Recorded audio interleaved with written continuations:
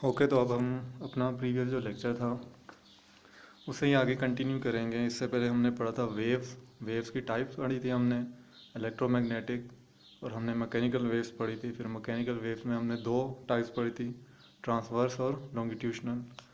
अब आगे हम पढ़ेंगे wave as carrier of energy और two method of transfer of energy. Means हम ये देखेंगे कि एनर्जी कैसे ट्रांसफ़र होती है थ्रू वेव। ये आपका टॉपिक है आज का। इसमें जो डेफिनेशन लिखी है वो energy can be transferred from one point to another by two methods. यानी हम ये कह रहे हैं कि दो तरीके हैं जिसकी मदद से हम क्या कर सकते हैं, एनर्जी को एक जगह से दूसरी जगह लेकर जा सकते हैं। पहला पॉइंट आपका हमेशा मीन पोजीशन होगा, इक्विलिब्रियम। दूसरा जहाँ तक आप एनर्जी को ट्रांसफ़र करना चाह रहे हैं थ्रू वेव। तो देखिए, जो इसमें हमने दो मेथड लिखे हैं, एक हमने लिखा है थ्रू मैटर, दूसरा हमने लिखा है थ्रू वेव। मतलब हम कह रहे हैं कि जो एनर्जी है दो तरीक़ों से, दो मेथड्स हैं, टू मेथड्स की मदद से क्या की जा सकती है, ट्रांसफ़र की जा सकती है। तो पहला मेथड हमने कहा है मैटर है और दूसरा क्या है, वेव है। अब पहला जो हमारा मेथड है इसमें हम एग्जांपल इस तरह ले रहे हैं जैसे हमने यहाँ लिखा भी हुआ है। In first case we can take example of fast moving water coming out of the tunnel of a dam has kinetic energy which is transferred to the turbine when water strike its blade। यानी यहाँ पे हम example दे रहे हैं dams की जिनसे बिजली बनाई जाती है। उन पे हमें पता है कि डैम के नीचे लोअर पॉइंट पे टरबाइंस लगाए जाते हैं और उनके जो सर्कल में होते हैं ब्लेड्स होते हैं बेसिकली। जब टनल खोला जाता है डैम का तो पानी जो है स्लोप से नीचे की तरफ आता है। अब जो पानी नीचे की तरफ आ रहा है बेसिकली वो क्या है, वो एक मैटर सोर्स है जो अपने साथ एक एनर्जी ला रहा है। यानी जैसे ही वो नीचे गिरता है स्लोप की मदद से तो उसकी काइनेटिक एनर्जी में इंक्रीज़ होता है। तो वो एनर्जी जो अपने साथ ला रहा होता है और जैसे वो टरबाइंस के ब्लेड के साथ टकराता है तो अपनी सारी एनर्जी टरबाइंस के ब्लेड्स को ट्रांसफ़र कर देता है बेसिकली। और जो आपके ब्लेड्स होते हैं टरबाइंस के, वो क्या करना शुरू कर देते हैं, मूव करना शुरू कर देते हैं, जिससे आपकी बिजली बनना शुरू हो जाती है। एक ये मेथड है। इसके अलावा जो और एग्जांपल्स आप बुलेट और गन की भी ले सकते हैं कि जो गन होती है बेसिकली जैसे आप फायर करते हैं तो बुलेट जो होती है काइनेटिक एनर्जी लेकर जाती है और जैसे वो अपने पॉइंट या अपनी जो डेस्टिनेशन होती है जिससे वो स्ट्राइक करती है या टकराती है तो सारी एनर्जी जो उसने गन की मदद से ली होती है वो सारी उसको ट्रांसफ़र कर देती है हिट करके। तो ये एक मेथड होता है मैटर के ज़रिए जो आपकी एनर्जी होती है ट्रांसफ़र करने का। दूसरा आपका मेथड कौन सा है, वेव। अब वेव की मदद से कैसे हम एनर्जी को ट्रांसफ़र करते हैं इसे हम देखते हैं। अब इसकी एग्जांपल हमने क्या ली है, हमने कहा है when we shake the stretch string up and down we provide our muscular energy to the string as a result a set of waves can be seen travelling along the string. इसकी example ऐसी दी जा रही है कि जैसे आप एक रबड़ को या एक स्ट्रिंग को जो फ्लेक्सिबल हो, जैसे आप स्ट्रेच करें, खींचें। रबड़ की एग्जांपल ले लेते हैं कि अगर आप उसे खींचते हैं उसके बाद उसे हाथ से या फिंगर से सेंटर पॉइंट, जैसे यहाँ ए पॉइंट है, वहाँ से क्या करते हैं, स्ट्राइक करते हैं, बेसिकली शेक करते हैं। अपनी फिंगर यहाँ पे स्ट्राइक करते हैं और जो आपका ये स्ट्रिंग होता है उसे शेक करते हैं। तो आपको पता है जो रबड़ होता है या जो स्ट्रिंग है ये अप एंड डाउन क्या करता है, मूव। पॉइंट ए से बी तक ये क्या करेगा, मूव करेगा। इसी तरह इसकी ऑपोजिट साइड पे आएगा।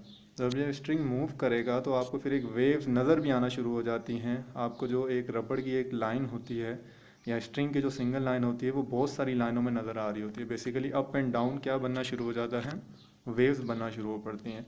अब इसमें लिखा भी हुआ है स्ट्रेच स्ट्रिंग ब्लैक कलर से और ब्लू से लिखा हुआ है वेव जो बन रही है बेसिकली डॉटेड ब्लू लाइन से जो बनाई गई हैं। अब इसमें भी सारा प्रोसीजर इसी तरह ही होता है कि जिस ए पॉइंट पे आप हिट करते हैं या स्ट्राइक करते हैं तो यहाँ पे जो आपके स्ट्रिंग के पार्टिकल होते हैं वो डिस्टर्ब होते हैं। जब ये डिस्टर्ब होते हैं तो ये डिस्टर्बेंस इंक्रीज़ करते हैं अपने राइट और लेफ़्ट साइड। मीन जो इनके पार्टिकल पहले जो होते हैं स्ट्रिंग के वो क्या होते हैं, अपनी इक्विलिब्रियम पोजीशन पे होते हैं, एडजस्ट पॉइंट पे होते हैं, या जिन्हें आप एडजस्ट पार्टिकल भी कह सकते हैं। वो एडजस्ट हुए होते हैं एक पॉइंट पे। अब आप उन्हें डिस्टर्ब कर देते हैं तो एक पार्टिकल को आप एक पॉइंट पे डिस्टर्ब करेंगे तो अपनी लेफ़्ट और राइट साइड पे जितने पार्टिकल हैं सबको डिस्टर्ब करता जाएगा। यानी आपने पॉइंट ए पे एनर्जी दी थी अपने हैंड से, तो ये एनर्जी जो है लेफ़्ट एंड राइट ट्रांसफ़र होना शुरू हो पड़ेगी सारे पार्टिकल्स को। जो जस्ट पार्टिकल ऑफ स्ट्रिंग होंगे वो भी तो साथ में वो भी डिस्टर्ब होना शुरू हो पड़ेंगे। तो इस तरह आपका string up and down move करेगा और आपको वेव बनती हुई नज़र आना शुरू हो पड़ेंगी।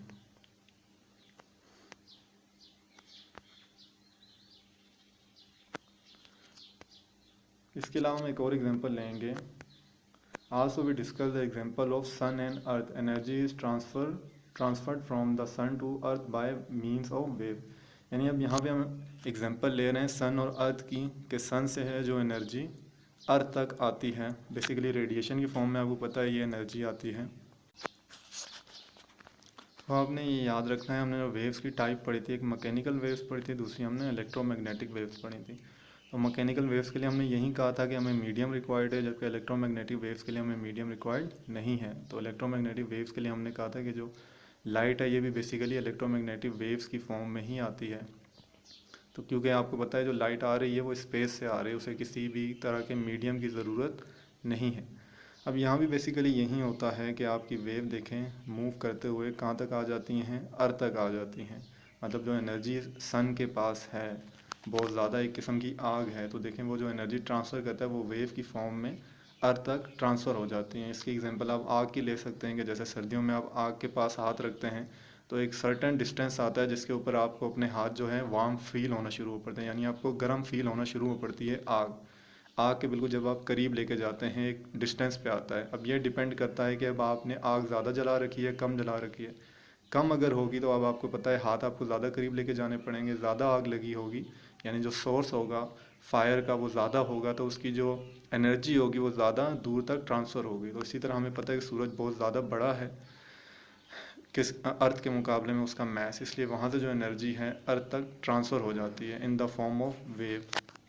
ये एक एग्जांपल थी। नेक्स्ट अब क्या है, एक एक्टिविटी है जो बुक में हमारी है 10.3। इसमें अब हम देखेंगे कि कैसे हम जो है एनर्जी वेव्स की फॉर्म में ट्रांसफ़र करते हैं। अब इसमें देखें यही चीज़ दिखाई गई है कि एक वाटर हो, आप एक ले लें, तालाब ले लें या एक टब में पानी कंसीडर कर लें। फर्स्ट आप कहें कि वो इक्विलिब्रियम कंडीशन पे है, मीन्स डिस्टर्बेंस किसी किस्म की उसमें नहीं है। अब उसी के सरफेस के ऊपर अब आप एक छोटा सा प्लैंक रख दें वुडन का, या कोई भी ऐसी चीज़ रख दें जो उसके ऊपर तैर सके बेसिकली। जैसे यहाँ पे एक दिखाया भी गया है, कॉर्क दिखाया गया है, water go up and down यहाँ पे लिखा है, और एनर्जी जो ट्रैवल हो रही है इन दिस डायरेक्शन। अब ये हो कैसे रहा है, अब बताया जा रहा है जब सरफेस के ऊपर इसी तरह का एक आपने कोई भी ऑब्जेक्ट रखा होगा जो सरफेस के ऊपर तैरता रहे, तो अब सेंटर पॉइंट पे जैसे ही आपको डिस्टर्बेंस देंगे, यानी कोई स्टोन अगर आप फेंकते हैं पानी में या अपनी फिंगर से ही डिप करते हैं, तो अब आपको पता है एक जो सर्कुलर वेव जनरेट होती है, एक किस्म की लहर पैदा होती है। अब जैसे वो लहर आके इस ऑब्जेक्ट से टकराएगी, तब आपको पता है ये object up and down move करेगा, ये भी अप एंड डाउन मूव करेगा और वाटर भी अप एंड डाउन मूव करेगा। और इसी तरह इसको जब पीछे से एक धक्का लगेगा, जो आपने डिस्टर्बेंस वाटर में बेसिकली क्रिएट की थी, वो इस ऑब्जेक्ट को आगे की तरफ क्या करेगा, ट्रांसफ़र करना शुरू कर देगा। इट्स मीन कि यहाँ आपने क्या किया, एनर्जी को वेव की फॉर्म में ज़ीरो पॉइंट से या इक्विलिब्रियम पॉइंट से इस ऑब्जेक्ट तक पहुंचा दिया, और उसी एनर्जी ने इस ऑब्जेक्ट को क्या किया, आगे फर्दर मूव करना शुरू कर दिया। तो इस तरह आपकी ये जो एनर्जी थी ट्रांसफ़र हो गई, और ये ऑब्जेक्ट भी अपनी पोजीशन से ट्रांसफ़र होता हुआ आगे की तरफ रेड एरो में दिखाया जा रहा है, ट्रांसफ़र होता जाएगा एनर्जी के साथ साथ।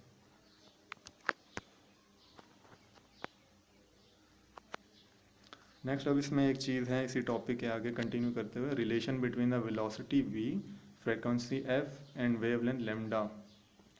इसको रिलेशन भी बेसिकली कहा जाता है इन तीन चीज़ों का, और इसका दूसरा नाम होता है वेव इक्वेशन जब हम इसे प्रूव करते हैं। इसके दो नाम है बेसिकली, आपने याद रखना है। इससे पहले हम जो चीज़ें डिस्कस करेंगे वो हमने यहाँ लिखी हुई हैं। First we discuss the characteristic of wave motion. अब ये चीज़ डिस्कस करने से पहले हम जो करेक्टरिस्टिक ऑफ वेव मोशन है, यानी वेव मोशन की जो करेक्टरिस्टिक हैं, जो जो कंपोनेंट पाए जाते हैं या जो जो कंपोनेंट इंक्लूड होते हैं वेव मोशन में, उसे डिस्कस करेंगे। तो सबसे पहले हमारे पास यहाँ पे क्या है, हमारे पास सबसे पहले यहाँ पे जो नंबर 1 है वो क्रस्ट एंड ट्रफ। अब क्रस्ट एंड ट्रफ क्या होता है, हमने वेव में इस चीज़ को हर हाल में समझना है। अब आपने याद रखना है, जब आपका कोई भी ऑब्जेक्ट वाइब्रेट कर रहा हो या टू एंड फ्रो मोशन कर रहा हो, उसको हमने यहाँ पे वेव फॉर्म की फॉर्म में दिखाया गया है। जैसे हमने यहाँ पे एक ए बी और सी पॉइंट लिया है, और एक ब्लैक लाइन है और एक आपकी ब्लू लाइन है।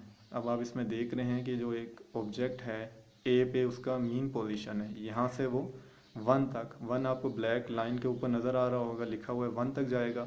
वहाँ से अगेन पॉइंट बी पे आएगा, बी से फिर पॉइंट जो नीचे 4 लिखा हुआ है यहाँ पे आएगा, और अगेन सी के पास जाएगा।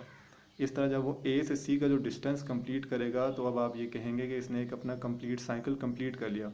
मीन्स इक्विलिब्रियम पोजीशन से आपका ऑब्जेक्ट चला, स्ट्रेच हुआ, एक्सट्रीम पोजीशन पे पहुंचा, अगेन वापस जीरो पॉइंट या इक्विलिब्रियम पॉइंट पे आया, फिर कंप्रेस हुआ, अगेन एक्सट्रीम पॉइंट पे गया और वापस जीरो पे इक्विलिब्रियम पे आ गया। जैसे हम मैस स्प्रिंग सिस्टम को लेते थे या पेंडुलम को लेते थे कि पेंडुलम अपनी मीन पोजीशन से पहले लेफ्ट साइड जाता था, लेफ्ट से फिर वापस मीन पोजीशन पे, फिर राइट साइड जाता था और अगेन मीन पोजीशन पे।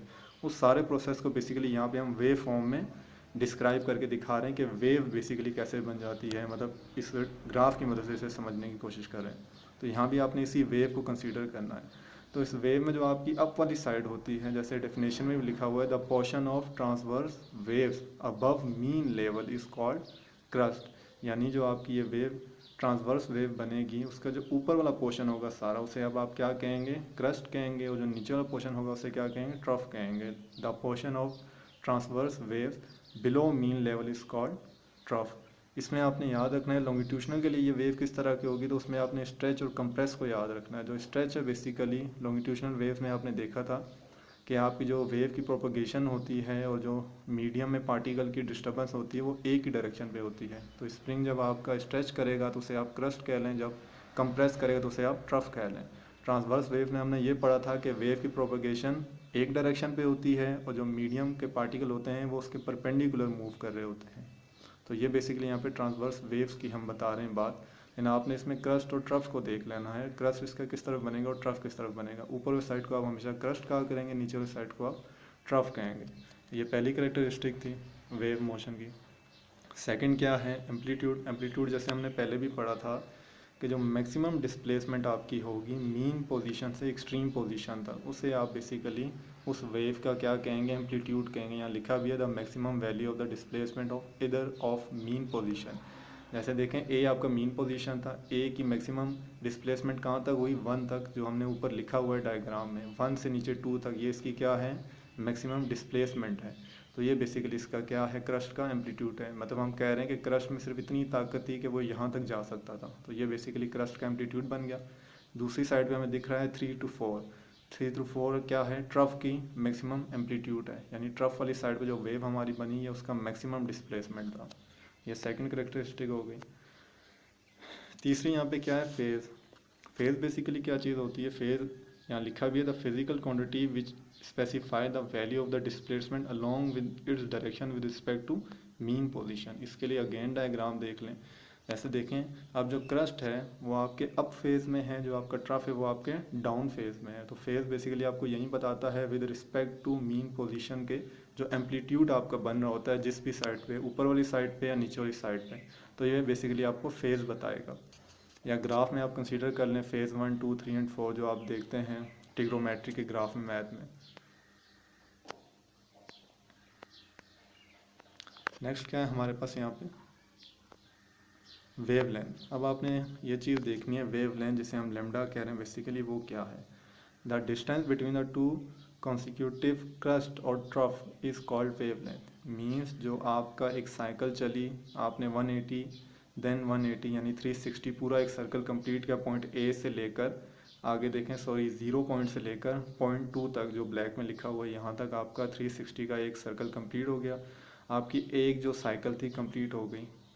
बेसिकली यहाँ आपकी एक साइकिल कंप्लीट है, अगेन आपकी जो ऑब्जेक्ट था उसने अगेन मूव करना शुरू किया, अगेन जाके उसने पॉइंट 4 पे अपनी सेकंड साइकिल क्या की, कंप्लीट की। तो अब आपके दो क्रस्ट बने हैं ऊपर और नीचे जो आपके ट्रफ बने हैं, इन दोनों के दरमियान जो डिस्टेंस होगा बेसिकली उस डिस्टेंस को हम क्या कहते हैं, वेवलेंथ लेमडा कहते हैं।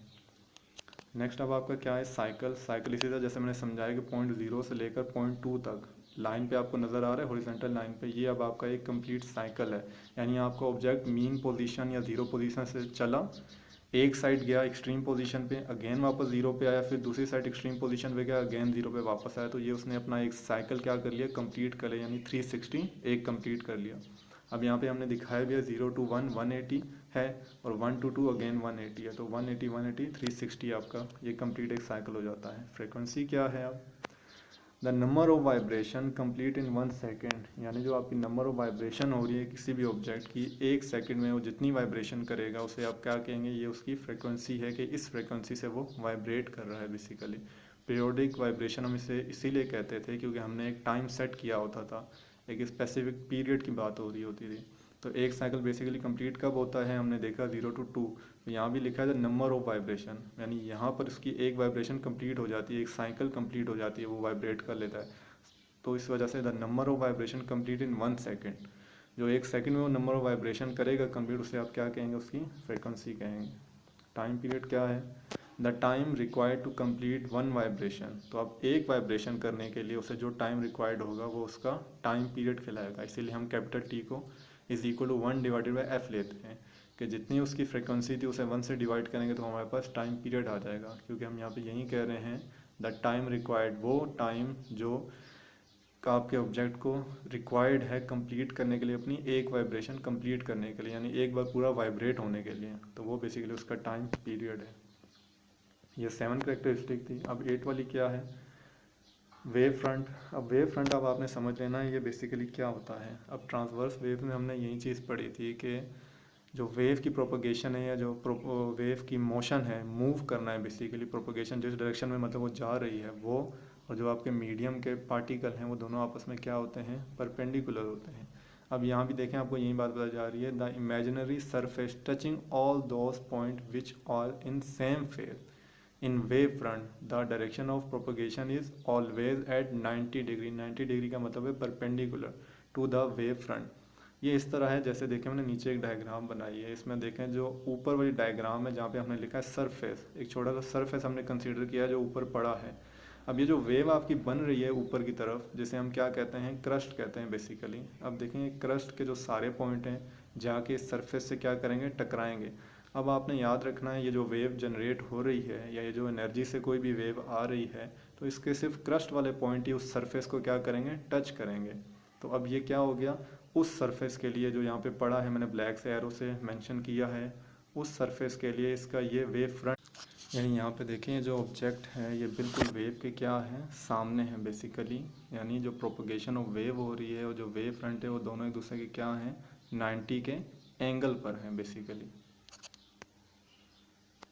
नेक्स्ट है आपका सफेरिकल वेव फ्रंट। अब सफेरिकल वेव फ्रंट क्या होता है, इस चीज़ को आपने देख लेना है। अब हम एक सेंटर पॉइंट लेते हैं, सोर्स पॉइंट, जो यहाँ पे ब्लैक से बना हुआ है पॉइंट सोर्स, जो हम सन की कंसीडर कर रहे हैं। अब हमें पता है जो सन है वो अपने सफेरिकल फॉर्म में हर तरफ, ऊपर नीचे लेफ़्ट राइट, सफेरिकल फॉर्म में जैसे फुटबॉल होता है, इस तरह हर डायरेक्शन में एनर्जी को क्या कर रहा है, ट्रांसफ़र कर रहा है बेसिकली। अब हम जिस डायरेक्शन पर हैं तो हमें उसी डायरेक्शन पे एनर्जी मिल रही है।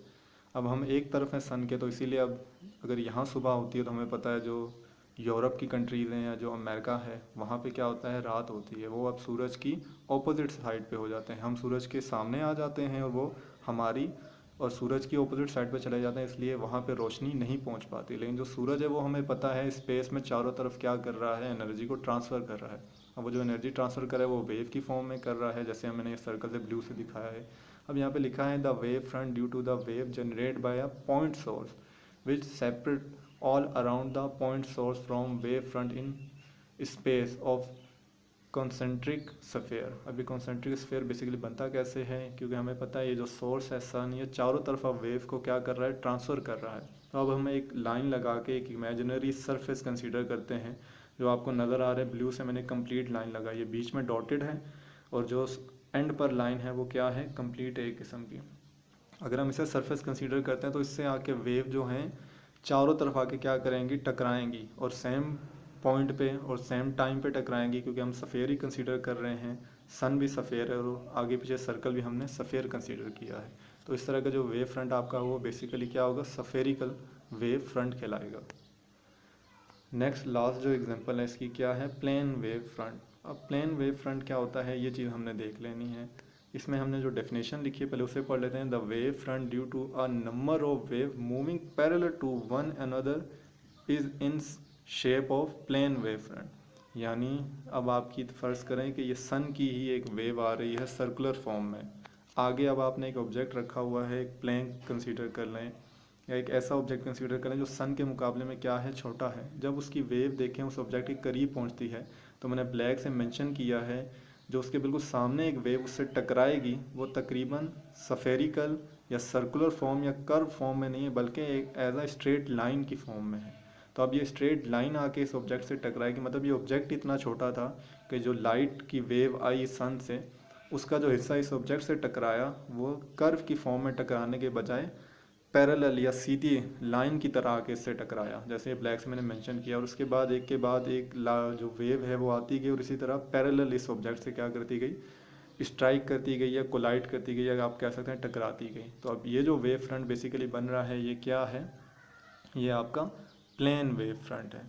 और इसमें भी हम वही चीज़ जो हम कह रहे थे पीछे का, जो वेव की प्रोपगेशन है और जो वेव फ्रंट होगा वो बेसिकली आपस में क्या होगा, आपका पैरेलल ओ परपेंडिकुलर होगा 90 का एंगल जो हमने पीछे लिखा था। वेव फ्रंट समझ लें कि आप एक प्लेन कंसीडर कर लें सीधा, और उसमें से जो लाइट निकल रही है वो उसके परपेंडिकुलर डायरेक्शन पे निकल रही है। तो वेव जो आपका फ्रंट है और जो आपकी प्रोपगेशन ऑफ वेव है वो दोनों आपस में क्या है, 90 के एंगल पे यानी परपेंडिकुलर है।